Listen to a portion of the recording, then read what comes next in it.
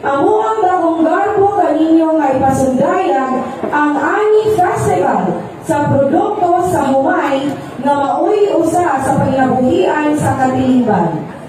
Kini among gipahimangon sa atong mga mag-uuma nga nagbuhi sa atong komunidad pinaagi sa pagtanong o pag-ani o humay.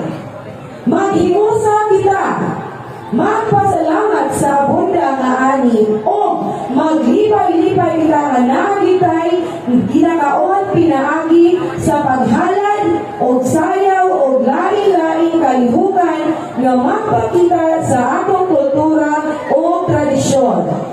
Magpanayag sa bunuanong paglambo ang di matalim. Wow, galing! Ladies and gents, atong hatagan o basigan